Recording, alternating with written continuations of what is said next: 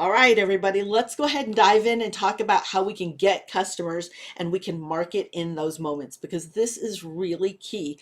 We need to be able to engage and connect with customers. They are getting messaging left and right. And how do you stand out in a sea of messages that are out there? We know that people are going first to their mobile device when they want to know, go, do, or buy, 84% of us. And how do we know what those moments are? Because they have drastically changed actually in the last year. So we're going to dive into those moments. Just so you know, I was actually speaking to a team about this right before we got started, really an hour before we got started. It is a large international sports organization or sports-based merchandise organization. And I was talking to them about how they can find their customers and where to look for them. Where are those moments? Because those moments are no longer in the same places that they used to be. We know that in 2020, things of course shifted, right? Our moments went online more than anything else just because of the drastic changes in the world. But now as people become more involved utilizing their mobile devices, and of course artificial intelligence comes into play, now the shift happens again. The best way I can liken this to is to explain like it's the discovery of electricity.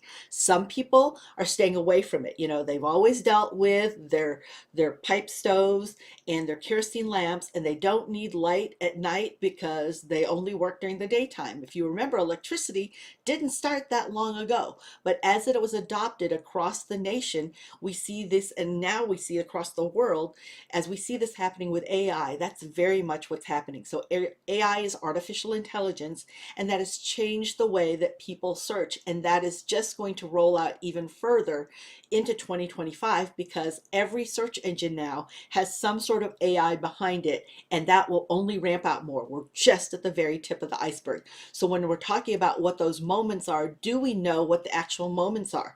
Back in the day when we were talking, like I said, about electricity, some people were not okay with it and didn't need it. Some people started to adopt it, and now we see here where it is something that we expect because we want to go. We know when we walk into a room and we flip that switch, there is an expectation. We are really surprised and really confused when it doesn't switch. So as we talk about this, we know that people are going to at least 5 or more online searches and services and places when they are going to make a decision. They are researching online. You know, back before, we used to say location, location, location was a retail spot. So we talked about picking that great location, and it still does apply to brick and mortar.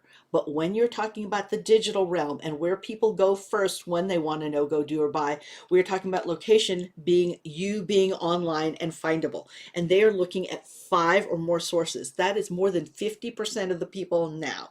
And we've also seen within the last, what is it, 9 months? Yeah, within the last 9 months, we've seen more than 15% of searches happen on Google. Of the trillion searches that happen any day, we've seen more than a 50% increase in searches that have never been searched before. They are brand new and happening now. And that is because people have changed the way they search. So if you are following SEO, search engine optimization, and keywords of the past, you're going to be left behind if you don't know what people's expectations are. Just like when we see electricity and we have that expectation, where back in the day when electricity first started, we didn't, people weren't expecting light switches to turn on, but we definitely have that expectation now. If you think that it hasn't changed, just take a look at Google Lens. A lot of people don't know that Google Lens is on most phones. It is definitely available on all the app stores, so the iOS and the Google Play Store, but it's on most Android phones, and it's built in to help you search. What it is, it's visual search. So you snap a picture with your actual phone and it will search that actual photo. So if you have, let's say, a baby book or a baby album, you can take a picture of that. Let's say you see it at a shower, and it will search through all of that to find those baby albums. And if you don't have your baby album and product available online, then you're not coming up in that search, which means people don't know you exist. And if they don't know you exist, they cannot do business with you. So we've seen 12 billion 12 billion visual searches a month. So Google Lens has been around for 7 years. A lot of people think, oh, AI just started this year or in 2023 when ChatGPT launched. No, that's not true. AI has been called algorithms, it's been called bots, but it has existed for a while in different formats. And Google Lens has been in there for a while, which is being able to search by visual, by picture. 12 billion. So if your products are not visible when people are searching, if they can't snap a picture and so that you show up as an option, then are you missing that business? Absolutely. People won't take a look and dive in deeper than what they can find at a quick search because there are so many different search results. So we know there's a lot of changes happening. Our role is the same, but the way we do this and the way we meet people in those moments has definitely shifted. All right. And we know that people are adopting being able to search in Search GPT, in Bing. They're looking and utilizing Claude. And if you aren't familiar with those, a lot of people know those as LLMs, large language models. And that is Claude is powered by Anthropic, which is actually powered by Amazon. And so you have Bing GPT, Bing Search is also powered by ChatGPT. So Microsoft funds a lot of that. And of course, Google Gemini is Google's own product. And all of those have free versions and paid versions. But people are utilizing and expecting a more personalized experience. Because of this, people know that we know information of them and about them, and they want that personal experience. And haven't we always loved it? If you think of the mom and pops that you do business with, people who know and who you know, like, and trust, but they know you so well, they know, you know what, you're about to run out of this. Have you thought about this? Or you know what, Jim's birthday's coming up. Have you thought about getting him this? So they know you that well. They know who are significant people to you, what are significant things and events happening in your life, and maybe if you they may know what your best product is or best service, and they want to remind you when it's time to replenish it. So just like with electricity and we expect the switch to turn on, we have heightened business expectations of any business that is doing in business now. For example, if you think about it, back in 2020, we didn't do this. We didn't do Zooms. Whenever I asked anybody to meet online, because I've been online and being and having remote video meetings for a long time before FaceTime. You know, it was back with Zoom, Join Me, Google Meet wasn't even around then. And people were like, "Oh no, we'll meet at a coffee shop. We'll meet over here." Now people Zoom left and right. It's just like common expectations. Just like being picked up by Lyft or being picked up by Uber and having somebody drive you somewhere when we were as young children told to never talk to a stranger, let alone get in a car with a stranger. Now we do it all the time, right? It's second nature. We've got the app up and we're ready to go. Before, we were surprised if we got food delivered to us, and now we expect DoorDash and Uber or Grubhub, any of those tools to bring it immediately. We have heightened business expectations. In 2020, when we made that shift, a lot of businesses who had to rebrand themselves and figure out their services had to figure out how to do curbside delivery and deliver to people. Then it was like, oh, you were so excited when, oh my gosh, I found you can deliver. That's great. Now we expect it. We're almost kind of put off when a business doesn't do delivery. Why aren't you here? So there is a heightened business expectation now that is part of the business norm. So as you look at this, one of the things, let's say if you don't own your own business, but maybe you work in a business and you're with marketing, know that only half of CEOs see marketing as a top growth driver. And it really is something that's now coming to the forefront, because what marketing is how we can make our brand meaningful to our target audience, really fulfilling in our niche what we're amazingly wonderful at. So we need to be able to communicate that well, which means marketing now gets a chance to really move into a profit center, because understanding those words that people use is the job of marketing, and really being able to align and be relevant to our customers is so important. So when before all of this started happening, we might have been targeting our market by saying show our product to 18 to 25-year-old women. We actually now have what's known as zero party data. So we actually have the opportunity to sell to anybody who's interested, but we know better who they are. We know intimately where they're spending their time, what they're doing, and what their expectations are of us. And that's one of the things you need to ask your team right now. If you really are serious about marketing in moments, is How are you collecting and managing first-party data? Because what first-party data is data that you've gotten directly from your customers. So with this sports team or the sports franchise that I was working with, so it's not a team, they actually have merchandise. One of the things they were talking about, the Chiefs and Ravens are playing tomorrow, right? So they were talking about how can they customize what they're talking about so it doesn't seem so generic. You know, who will be playing? Who do you think is going to take the lead in the AFC? Who is going to be the one player who's your favorite player? They are customizing this conversation around their customers because they know on August 9th, their customers started talking about this game that's happening tomorrow. They have been following that closely. Do you know your customers that well? Do you know when they start searching, when they need the information for your product, service, or solution, and where are they not only in the marketing funnel, but in their buyer awareness, so their consumer awareness of the fact that they may need your product, service, or solution? What changes are you making to make sure that your tech is preparing for being able to connect with them and to be able to follow with them? So today we're going to talk about the importance of leveling up and understanding how people search, because that has changed. Also, where you can see some of those hints to help you, because we're all busy. All of us are already butcher, baker, and candlestick maker in our business, and it's really hard now to be the chief marketer, chief head of AI, chief head of search, as well as all of our duties in taking care of our customers. So how can you level up with your Google business profile? Where are those moments showing up, and what can analytics do to help you with data-driven decisions? And as always, I end everything with free resources and a free recap, because knowledge is not powerful until it's applied. So that really, that recap is for you. What are you going to start with right away first to help you really focus on marketing in moments and getting with those customers? So one is that it starts with search. We've all seen this. This is Google search. Now, has it changed some? Yes. I mean, we know different generations may go more to TikTok or Instagram Reels and shop those more. I know that's where I do a lot of my discovery, and I'm not even in the demographic for that, but because I do stay in this business and I do connect with many different generations, so I will utilize this. Plus, this is what I focus on, so I do absolutely search in other places.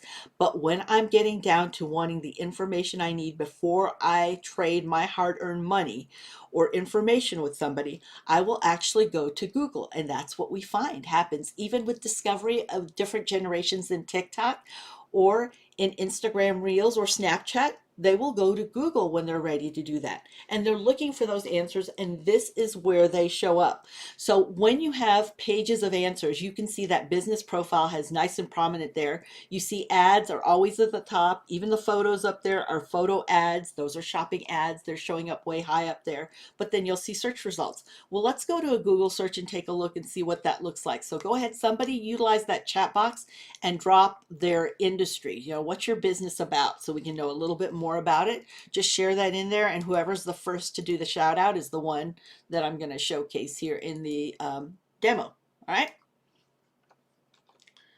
Okay, so Nick Street Eats, what is your business then? Are you a restaurant? Are you a food truck? Tell me a little bit more, Jennifer. Thank you so much for being the first two. Thank you, Jennifer. Hot dog food cart. Okay, hot dogs. So let's talk about, so when people search for you, are they looking for hot dogs? Are they looking for, let's just look. I'm going to look at hot dogs food cart because I'm not sure what they're searching for, but let's bring the topic up. All right. So I'm going to put hot dog. You should be able to see my screen now. Hot dog. All right. As I start typing, look at that drop down menu. Google is doing an autofill there, and what it uses to autofill are what are the top trending searches around that topic right now. So that's hint number one of what people are talking about. When I talk about Google's algorithm of how you show up in search and how you're visible, relevance is number one. How well do you match what people are searching? So if we want to get customers and market in those moments, we better know their words, not our words. Our words may be industry speak or for us, and we're not our best customer. We may have been at one time when we created whatever we created or made our product, but not now. So as we look here, hot dog, food. Okay, so people are looking food truck near me, food cart. So if you don't have a Google business profile and you don't show up in Google search and maps, will they know that you're near them? Probably not. So hot dog food cart. All right, I'm going to hit enter now. you'll see a search result page, right? I'm not going to let it pick up. I mean, it does pick up some of my location from my IP address. Yep, it's showing Midland, Texas. That's where I'm at, the base of Panhandle of Texas. So it's showing that up. But you can see it shows you first the shopping ads. So that comes first. If you want to buy a food cart, you're good to go. Popular products, it even shows these, right? So you go down here, toggle on down, and then right here, people also ask. These are the top trending questions. So this is a hint. Like I said, all you can find for free on Google is there. You don't need fancy tools, but a lot of people don't know where to look. And I am all about free or small fee. I am a bootstrap marketer, so I believe in maxing out everything free before you do anything paid. People are asking about how profitable is a hot dog cart? What were hot dog carts called before? Can you make a living? So really when people are searching for hot dog cart, they are searching for how they can get and acquire a hot dog cart. It really is more about them starting a business. And if you are training and trying to franchise a hot dog cart business, this may be the best search for you. All right. The pros and cons, you see that here. We're going to scroll on down. This last item, so this is item 3. Remember, the autofill search was number 1. The second, people also ask and people also search for, shows you these are everything here in these grayed out rectangles is exactly what people are actively searching right now. These are active searches. So as we look at these active searches, it's important for us to know, are we utilizing our customers' language? Well, if you're going to sell a hot dog cart, you are. What are people looking for though if they look near me? So if I say hot dog cart near me, all right, now that changes it up a bit, right? Of course, it's going to pick up my location. Yep, it does. So it brings up those who have a Google business profile. These mobile hot dog stands that have a Google business profile get preference first in Google. If you want to show up and capture people in moments, you need to have a Google business profile. As a local hot dog cart, there is no ands, ifs, or buts. You do need one because look how Google search is showing this, and we know this is where people go first. They are looking on Google when they're ready to make a decision, when they're ready to hop in their car. They don't want to drive someplace that isn't where it's supposed to be or isn't open now. That's not what they're interested in. They're hungry and they want to eat now. So what are they searching for? Again, they're looking for around hot dog carts. So right here is your best answer. And understand that these show up right high in search at the very, very top. And that's what you want to do, because when we are on mobile devices, okay, so for example, when we are on a mobile device, when we are looking, we'll only look at the first scroll before the scroll, right? So what I mean by that is we are looking here, and before we scroll, we're looking at what's on top. Whatever's on top is, to us, it's the best. And in order for the search engine to deliver you at the top of search, it has to feel very confident in you and show you up high. So it does that when you're utilizing its own products, which is Google Business Profile. So definitely take advantage of that and use all of the different functions of Google Business Profile. So we'll talk about that in a moment.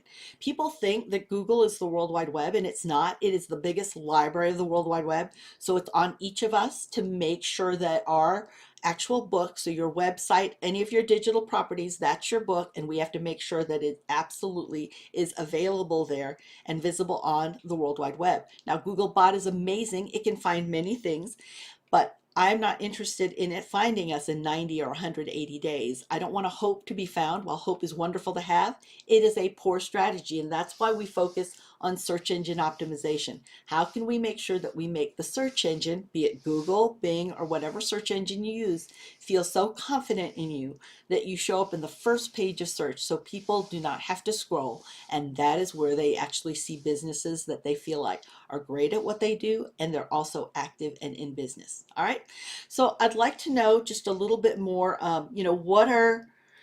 what do you have a Google business profile, and do you have a website? Jennifer, let me know. Or if Joshua, you want to chime in, or anybody here that's into chat first, who has a website here? And if you have a website, just drop the URL in there, okay? I'm gonna go back here. All right, perfect, Lori. All right. All right, so let's take a look at this. And I do see some of you only have socials, which is great to have. But here's my question. Anytime somebody says that they only have social, okay, is that what are you doing let me bring my face up there. What are you doing to make sure you capture their contact information? Because what's your backup plan if that social site ever goes down? If you're ever blocked, you're unpublished for whatever, I mean, it's wild reasons. And I've seen people with everywhere from 680,000 to 1.4 million followers just all of a sudden get unpublished for whatever reason. There was also the Meta Armageddon when Facebook and Instagram went down at the same time, and everybody's like, oh my gosh, what am I going to do? So the first strategy, if all you have is social, is how are you getting connected with your customer outside of there? Because if that social account or that social profile isn't available, because it's rented land, we don't own it, right? We're just getting to use it. Facebook allows us to use it. TikTok allows us to use that space. If you lose contact, how would you get a hold of them? Because that needs to be the first order of business. How are you capturing like contact information, email address? Do you have a contact form? How do you do that? Because if that happens, then what is your backup plan? Because it can happen, right? All right, so as we look here, let me go ahead and bring this up again. And I am going to, let's see. What I want to do is take a look at your business. Hold on, I've got to switch screens whenever I do a live demo, so it takes a little bit of effort here. And I got to make it bigger. I am in a Google Chrome browser. Oops, I need to share that too. There we go. I'm in a Google Chrome browser, and so I'm going to put site colon. You can only do this in Google Chrome. Google Chrome is built for marketers. So I'm going to put site, and the first one was Lori. So Lori, I'm going to put site, and I'm going to take away the www. I don't need that. So site colon, which is the two dots on top of each other. I just need your website address and the .com, and I'm going to hit enter. And now it shows me what Google sees about your site. So it sees all of these entries about your site, and it sees 5 pages, which is great. You're well seen. I just don't know if you want Avid Media to get the video from it too. Is it about your brand or is it about Avid Media? So one of the things that Google knows is that there are a lot of companies, agencies, and marketing agencies, especially SEO companies, that will put their name at the bottom of a site saying this site powered by and created by, but they also put a lot of links in the site. And Google actually sees that as harvest SEO is what they call it. So you're harvesting from your customers, and it actually penalizes companies for that. So that's why I was wondering if you own an Avid Media company, that's really good.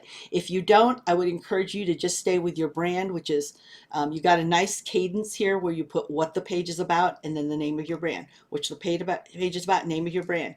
This was something that used to work back in 2023 up until well, actually up until late 2023. So it was really big in 2022, 2023, about September, October, when AI really came in strong and the helpful user content update came with Google.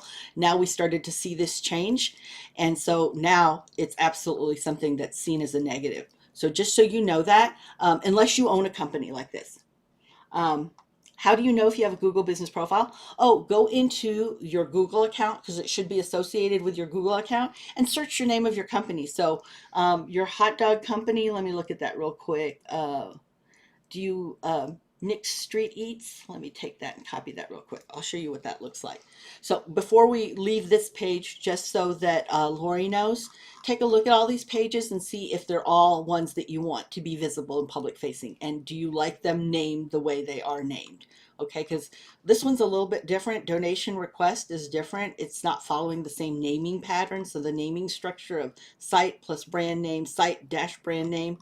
This one too is not following that same naming structure. Understand those are subtle hints to the search engine that you're consistent in what you do. And the search engine loves consistency because it builds trust, but also people do as well. You wouldn't know it, but people actually look for that consistency and they feel like, oh, is this, a little bit fake or not real because it doesn't align with, it doesn't structure with what the rest of the site does. So just take a look at that, but do that, Lori, in an actual Chrome browser. You're going to put site colon, take away the www. You don't need that. You don't need HTTPS or //. You're good to go here. All right, let me help Jennifer here. So what we're going to do, Jennifer, is I'm just going to put in the name of your business. And you are located, where did you tell me you're located, Jennifer? You said you're in Fremont, Nebraska, so I'm going to go ahead and put that in. You're welcome, Lori. Since I'm not in that location, and see if it brings it up, Fremont, and so let's bring it up. It doesn't look like you have one because it would show up right here, right to the right hand side is where you would have shown it. So, for example, if let me bring up another search here, and if I look for Maria Speaks, sorry, Midland, Texas. So you see my search engine, my Google business profile shows up here and there. Now I see it. For you, I don't see anything here on the right side. That's a hint to me that there is no Google business profile, and you can claim that 100% for free, Jennifer. It doesn't cost any money, and it helps you take control of your information on Google search and maps. And you definitely want to be in control of that. You don't want some competitor posing as you, or a customer leaving reviews and then you don't get to control it or say or answer those reviews, or worse yet, a disgruntled employee, right? You don't want anybody else controlling that. You want to be in control of your online reputation, because just like anything else, that reputation is lasting. Okay. All right. So that's what some of SEO is. Search engine optimization is building trust with the search engine. And that's some of the things that you can do immediately to build that trust. Do keywords still matter? Absolutely. But they're conversational now. Where before we might have searched for hot dog, we might just have looked for that. Now we very much fully say, hey Google, hey Alexa, where's a hot dog cart near me? We ask ChatGPT or Google Gemini, hey, can you find some delicious hot dog carts? So we need to know those words, because if our words that we use on all of the text of our socials and our posts and our sites and our website don't match what people are looking for, then we're not relevant. And if we're not relevant, then Google won't match with us. If we're saying, we make delicious sausages, and we can, we've got wonderful, amazing hot buns that we bake, but people aren't even looking for and searching for buns. They're looking for hot dogs. If you're talking about sausages and fresh buns and they're looking for hot dogs, now you don't align. So Google doesn't show you up in the first 10 searches. You might show up in maybe the first 30 searches. So every page of search, so every scroll is about 10 search results. And so 30 is about 3 pages down, but most people don't look past the first page. That's common practice, is what we see people doing, because they're expecting that everybody on the first page is the best at what they do. And it doesn't matter our budget. We want to be able to do business and buy from the best. Okay. Hey, I wanted to take a moment to give a shout out to our sponsor, Shortform, which is a wonderful tool to help you be able to work smarter, not harder, by being able to take tremendous amount of information and get to the actual gist of it. Really, all of the key points, from blog publications to articles to actual videos in YouTube to books. You have all of that available to you through Shortform, and I've got a free trial available for you utilizing this link. Every week I do the Google update, which every Wednesday the audio format comes out in our free community, and then on Thursdays you get it by email. How I'm able to do that, because I look at 65 to 70 different sources, again from video to actual articles and publication, is I'm able to utilize Shortform to help summarize and look at exactly what is the key points that would be of most interest to me, and whether or not I should delve in deeper so that I can apply how you can actually apply that as a small business and content creator, making the most use of an update for you. I utilize Shortform. Feel free to use this link for your free trial. If you decide to subscribe also using that link, you'll get 20% off, which is great, because for the price of one book, you have access to all of this, and it truly is very focused and complete. It is the best tool that I get to use, and I wanted to share it with you. Thank you again to Shortform for sponsoring many of the audios in this video. So when we see those keywords changing, we need to know exactly what words people use. What are the phrases and the full sentences they're using? If you don't know what they are, ask your customers. You heard me talk about that a moment ago with zero-party data. That means you're asking them directly. And if you feel uncomfortable asking them directly, it's something to think about, because the more conversation and connection, the more relationship building, people will step over dollars to stay in relationship with people. So it gives you a chance to have a stronger commitment from customers, but also you can do something from the back end looking like at their reviews. The reviews that they've left you let you know what matters most to them, because people only mention in reviews what makes what's of most importance to them, what makes them most happy or most upset.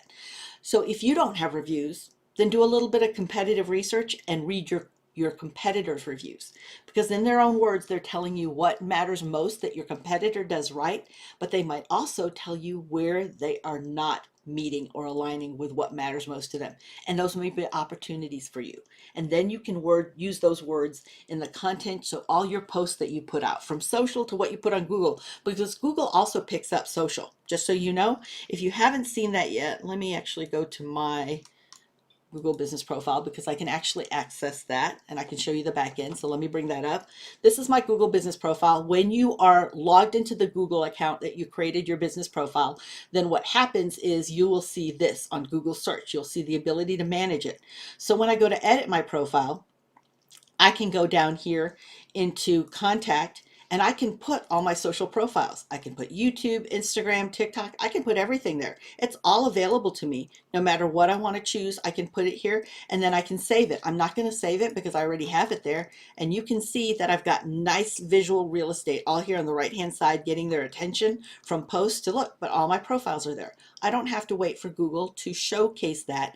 I can put that in myself, and I don't have to wait for the amazing Google bot to find me. I can be in charge of my own reputation and make that change immediately instead of waiting 90 to 100 to 80 days. Remember what I said about we can hope for it to find us, but hope is wonderful to have. It's a poor strategy. We can also now add that great content to our titles, our description, and make it organized to what people are looking for, what matters most to them. And this is very important. So as we see AI come into place, we know that people are changing the way they search. They are in full speak now. They are speaking to their computers. These are their assistants. The computer AI does not replace you. You are still you. You still know your customer better than anyone else, and you still deliver the human factor. All AI is an enabler. It's a tool. Just because you have a hammer does not mean that you know how to build a house. That's on us, right? Oops. Ooh, I got out of focus there. So one of the tools you can utilize is Google Trends to find out how people are searching. Who here has used Google Trends? Just let me know in the chat box.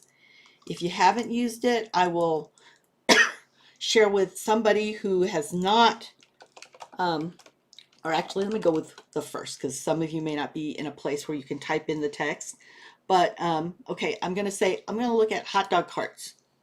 Let me just play with Jennifer here. Thank you for being the first. Now I get to utilize you all the time. Hot dog carts near me. I want to see what that looks like. And let me bring up that search for you and what it looks like in Google Trends. All right, so this is Google Trends across the United States in the past day.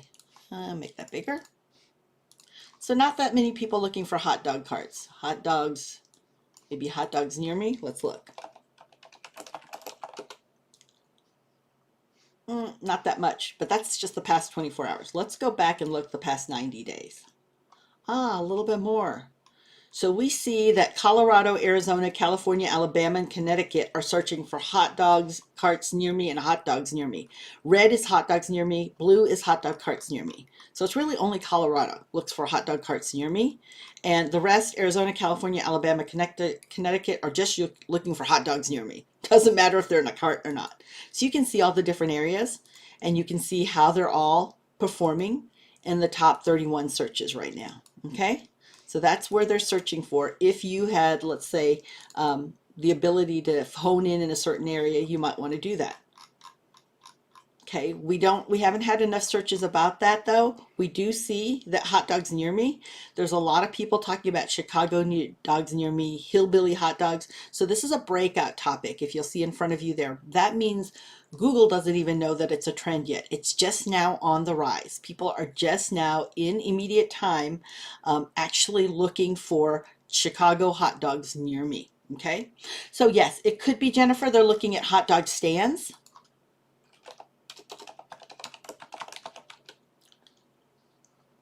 So it could be hot dog stands that they're looking for. So as we look down here, we'll look at, nope, not hot dog stands. So really, we need to know what they're looking for. Pure beef, natural beef hot dogs. Only some searches there. So see, you need to, again, find out what are the words that they're using. So for example, you saw me go to search. These are some of the things that I do when I'm searching what people are talking about. Okay, and I can look at Mikey Dogs, and he's got 10 reviews. So I'm going to go to his reviews. Let's see what people find him like. They like um, food is delicious. So they give the actual location here. Food is delicious. Especially New York style, seating area and atmosphere. Um, moved into the bingo part, so there's been an edit to that. But look at that, a 5 out of 5. Now, here's the mistake that Mikey's is doing. They have not said thank you for a good review. 97% of people don't say thank you for a good review. Businesses don't say thank you. We focus on the negative right away. We say, oh, it's a 2-star or a 3-star review. So we look at that first. But you need to stop and say thank you for a good review, because people love when people value the fact that they made the extra effort to leave you a review, because it's not easy. People have to focus for a while and stay on their phones and stay at your location when they're inundated with 12,000 plus messages. So here's a great chance for you to stand out. You can now say thank you for that great review. But let's recap what happened. Don't just say thank you. That was so nice of you. You made my day. Those are some things you can say, but let's put more meat to your review. So it also is making sure the algorithm knows that this is what you're known for. So I would say if I was Mikey's and I saw this person's review, because it's been 8 months ago, so they've had plenty of time to respond. Oh, thank you. I'm so glad that you came to our place and you liked the location here and the entrance, even though we've moved now to the bingo part of the building.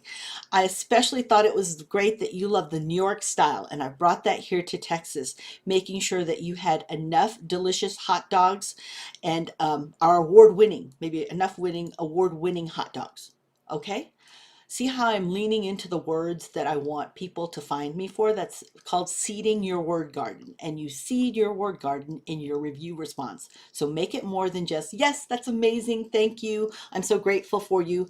But explain again, this is what I strive for. I strive to have that New York style and getting known for my award-winning service and award-winning food. That's what I want to get known for. So let's look here now. And I'm doing this just to give you some words for you, Jennifer, since I'm not in your location to see what your competitors, but I'm doing some competitive research locally. So I had been that I'd seen that Mikey Dogs had an Elodie dog on the menu, but when I went to order, it wasn't there. After asking on the Facebook, he offered to make one for me.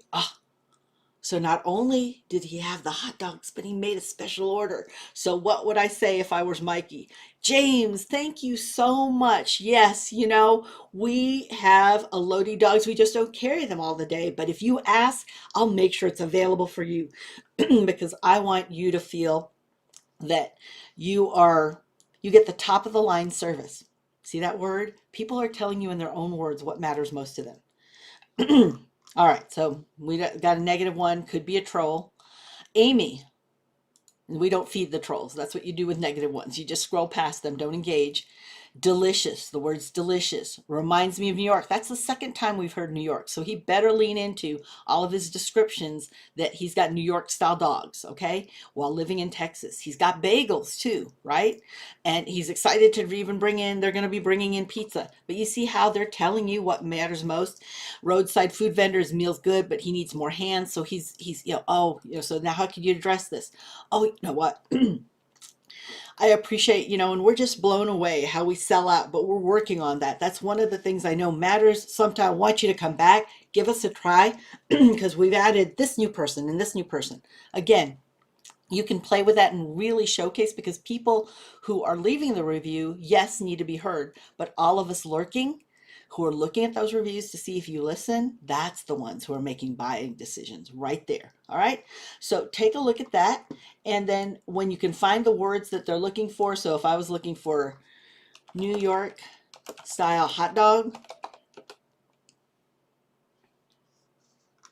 There is some searches for that, not a lot just yet though, okay? No, not in the past 90 days. So what else? What are the words? Find out exactly what the words are that people are actually utilizing, and that will help you find it in Google Trends. So if you've not tried Google Trends, use the link at the bottom left, and that'll help you know what people are talking about, and that's how you can show up in the moments. For example, the sports company I was working with, Kansas City Chiefs and the Ravens play tomorrow, and one of the questions that is top trending on Google is, will Taylor Swift be at the game? And they don't want Taylor Swift's lawyer being mad at them, so they're not going to ask if they're talking about Taylor Swift, but they will put a poll out that says, what are you looking forward in the game? Are you looking forward to see Mahomes play? Are you looking forward to see so they have a poll, who's going to take the lead here in the AFC? Or are you looking to watch if Taylor Swift's going to be there or some other thing? So they're not focused just on Taylor, but they are making sure that they know what the big conversations are that people are searching and looking for on Google and in socials. So how you can use Google Trends is to find what the relevant topics are, what the trends are that you're working towards too. You can do keyword research really to know what words they're searching for, because it's important that we align. If we're not relevant, it's one of the big pillars that has millions of components on it in Google's algorithm, but it weighs heavy, and that is how well you match, because it doesn't want to deliver to people what doesn't match what they're searching for. You can also keep your content fresh by knowing, okay, people are looking for New York style dogs. It helps you can put your competitors' names in there and see, wow, this is what they're searching for when they find my competitors. Maybe some of those eyeballs can be sent to me. Or maybe you're trying to figure out what video you're going to do on TikTok or Instagram stories, and you can see what's trending on YouTube. So you can go into your actual search to see, within your actual Google Trends search. Let me bring that up. Oh, I put that screen away. But let's see. There we go. Too many screens up there. Actually, I'll just bring Google Trends up. .co/trends. All right, let me bring up this page. And so if I'm looking for hot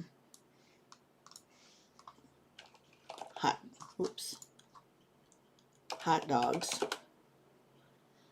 and I wanted to see the entire web, I can make sure that I look just by Nebraska if I wanted to look at Nebraska. Okay, now this is the past day, so I might need to widen it up because there's not been enough searches yet today. People aren't, well, they should be hungry. It's already 12:45, so maybe they're not hungry. Who knows? They could be late starters. We all have different schedules now, but you can see what are they searching for on YouTube, so you can focus it just on YouTube. People are looking in Denver. They're all looking for chicken wings and hot dogs. So they want a mixture, right? So they're looking at a lot of different topics. May or may not have anything to do with your business. You're really going to have to know how people search and fine tune those searches that you're asking questions about. Okay, but at least you can find out what people are searching around there. And if you have something that has a long sales cycle and you need to know what that cycle is, you can even go back to 2004 when Google first launched and see exactly what the shopping trends are. When you are building confidence in the search engine, it does matter how fast your site loads. So if you have a website, social people, you don't need to worry about this because all the social platforms, they load pretty quick, but you need your website to load in 1.2 seconds on a mobile device, because if you don't, you'll lose over half of your traffic. If you go over that, and for every second, you'll lose another 10%. So it's important. Plus, all browsers and devices, especially mobile. A lot of web designers are building just for mobile now because the moment is on mobile. It's not happening on desktop. Remember what I said about entering your actual site if you have a website in the library? This is the door to Google's library. This is really important too, because now you can find out where those moments are. So let me find here for a moment. I got a tab somewhere hidden here from myself there we go. I'm going to bring up a business so you can see what I'm talking about. I'm going to make it bigger. All right, so in this instance, this is Google Search Console. She's entered her website, which is an e-commerce site. She's entered it into Google because she wants to know how it performs. So she can go here every day, look at this full report, and find out she's in position 18.6. To matter and to be able to be visible and build confidence, she needs to be at 10. So her job is to get to position 10. You want to be in the first 10 searches, the first page of a Google search before you scroll. She looks at her pages and she sees, okay, I have a lot of people. Impressions are eyeballs. So those are people looking, just like people passing a billboard in the freeway. They are looking, doesn't mean that they're your customers, but clicks means they clicked on it, they tapped on it, so it matters to them. So what we can see here is she's got a lot of impressions of a lot of clicks here. That's her home page. So she sees she's at position 15. She wants to do everything that she can to get to position 10. But really, when I look at this list, the low-hanging fruit to me is this page right here. Why? It's got a lot of impressions and just some clicks. So it's got 1.9% click-through rate. That means that out of every 100, 1.9 or 2 people click. We need to increase that because a good page that's delivering what people are looking for should be at least at 4 to 6% click-through rate. She could do that. She needs to look at what her page has on it. So there's something on the page that they're not seeing that they're interested in clicking on. The eyeballs are there, but we're not delivering what they need on that page. But if you deliver, look how close she is. She's one spot away from being on the first page of scroll, the first 10 searches. So I would concentrate her efforts here. She could do it here, but why? She's got 8.8%. Yeah, she's at 15 position, but is her home page really more of a branding play? More than this one? This is where she makes money because people are going to buy these Halloween fall spray picks. Again, I would focus here. Also, I would look here. Look, this is already in the top 10 at 9.7, but take a look here. It's only at 1.5% click-through rate. So what is on this page that may be affecting that they're not going to force to 6%? So I can click here and I can look at that page. Let me see what's going on. Why aren't people clicking here? Well, they're looking for holiday decor, aren't they? But they're seeing nothing. They got the join our mailing list. Mailing list is taking much more than 1.2 seconds. She's not populated this yet. She's still focused on Halloween. But what's her market telling her? Man, they are looking for Christmas already. People are already thinking about that. So she's losing some opportunity here because they're coming here and they're like, oh, I don't find anything here. Right. So that's what I would ask her to do. I said, if you're going to be already in the top 9 of searches, top 9 pages, then have content there. Even if it's a coming soon, have something that addresses so they know, you know what, this is the place where I want to be. And they don't just discount you because once you have the reputation that you don't have the information they have, people aren't forgiving of their time. They just go on to do and search for the next thing. So we need to be aligned and know what people are looking for and meet our customers to help them along their decision journey. Okay. All right, so you can also see here, that's Google Search Console I just showed you. Take a look at it. This actually, again, if you have not picked up a copy of today's slides, you can go to the URL, let's see, here, and you can pick it up until we end this, which will be just a few minutes. All right. You will see there's much more in the slides than I've actually talked about, and that usually happens because I do like to do live demos. So in your Google business profile, but the thing is you have the whole slides available to you, and I'm happy to come back and discuss that with you. I just love the relationship I have with Grow Nebraska, and they have a great team as well. So if you've not met with them on how to put together your Google business profile, they do that for you, they assist you, and they are wizards at it. So I definitely would reach out and reach to the expertise you already have. OPE, other people's expertise, is more valuable than other people's money because they've already vetted things, tried things, they know who the local resources are, and they'll help you not get into any pitfalls that consume and eat up your time and energy. So if you go to google.com/business, that's where you can get started. You can put your business info, photos and videos, respond to your clients, put menus up there, products and services so that they're found in Google Lens when people are snapping pictures. And then you can also put an appointment calendar that you can use for free within your Google Calendar because there's a free appointment calendar function. When you do posts, this is how people can see you and you can stay active. So there is a posting function, just like other socials. Google Business Profile also has that. So you can put highlights saying, oh my gosh, this is the newest New York style dog that we have here. You can respond to reviews, and you don't have access to messages anymore, but you do have offers. So you not only have posts, but you have offers. So if you have like a special to the end of the month, it'll be visible on search and maps till the end of the month. Or if you have, let's say, an event, let's say you're doing a special Moonlight Madness sale, then you can also put that event on there, which will be visible on search and maps until the event actually happens. Okay. Now, Google Analytics is the next step, because this helps you measure how people behave on your website. For those of you only on social media, look at your insights, your Meta insights, your TikTok insights, your Pinterest insights. You'll find a whole lot of information there. That's where a lot of people realize that Pinterest does drive a lot of traffic to Amazon. So if you have Amazon products, it works perfectly for that. What's important for you to know as you look at any insights, how you measure if they're working for you, is to really have SMART goals. And this is where a lot of small businesses mess up because they have maybe 4 of these 5 points, which it does need to be specific. You need to be able to measure it. More money is just 1 penny when you're 100 years old. That's more money. You fulfill your goal. So let's be really specific what more money means. So specific, measurable, attainable. Okay, I want to make $1 million. Last year I made 1,000, but this year I'm going to make $1 million. So is that attainable? Only you know, because you know your numbers. I hope you know your numbers because that's what you need to know to be able to stay in business and to know how to make good business decisions.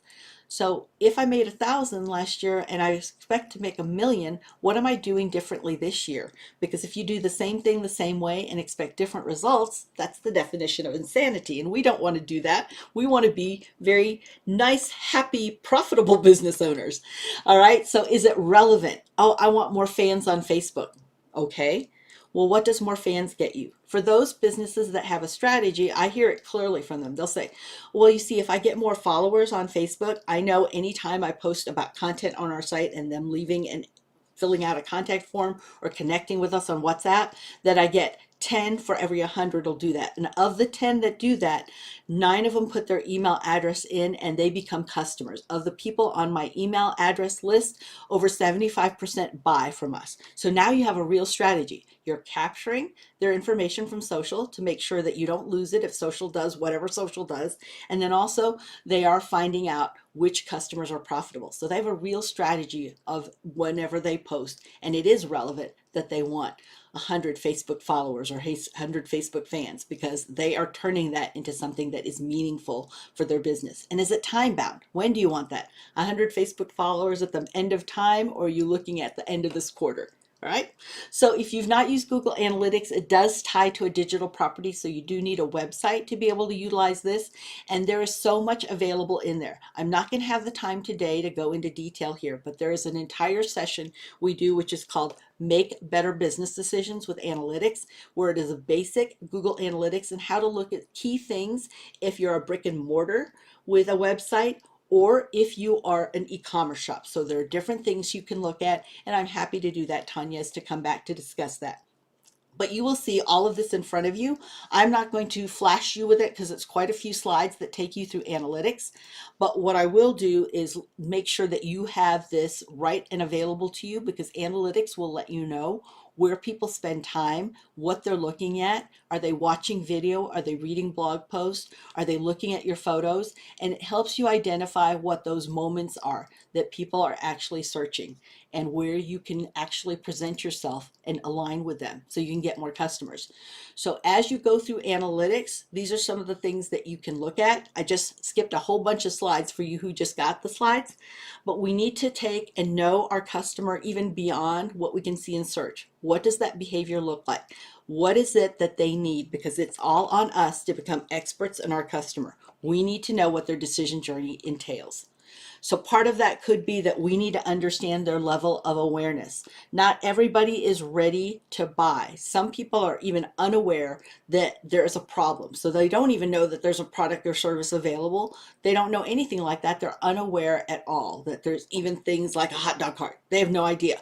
So they just know when I want hot dogs, I just have to go do it myself or I go to Costco, whatever they have. The number 2 then is when they've gone from unaware, realizing, you know what, I want hot dogs and I'm going to decide between making my own or can I find it somewhere? Is there some restaurant that serves hot dog? Can I just take it to go? So now they are problem aware. Number 3 is solution aware. Oh, there are these things called food trucks and there's some hot dog food trucks that I might be looking at. So now they start being aware that, ooh, which hot dog food truck? Do I go to Mikey's? Do I go to Bob's? Do I go to Nick's? When they become product aware now, they realize, oh, you know what? Mikey's has New York style dogs and Nick's has all natural, organic, grass fed, grass finished beef. So now I know what the products are. But number 5 means, you know what? I am all about grass-fed, grass-finished, and Nick is who I'm going to. Nick is who I choose. So not only am I only problem aware and solution and product aware, I'm aware who aligns with what I value and what matters most to me. And that is when you need to know where your customers are, what are those moments, because you can't get customers in key moments unless you know when they are, where they are in their buyer awareness, and what they need to be able to make decisions. How well do you match what it is they're looking for and you align with them? All right. So remember what I said at the very beginning, knowledge is not powerful until it is applied. So what are you going to apply that you learned today? Okay. Again, the slides are available for right now while the session's in session. In about 3 minutes, it's not going to be available. So if you want a copy of it, this is where you need to go. And I also dropped that in the chat. If you want to connect with me, I love to celebrate when you've applied what you've learned. If you use this bit.ly link, all of my socials come up. Just pick the one that aligns best with you, and I'll meet you over there and say, hey. And then I am going to model what I do teach, and that is whenever you've given good product, service, or solution, ask for a review. Most people would have left a review had you asked for it. So at least ask. You're not obligated to, but I sure would be honored if you would leave me a review.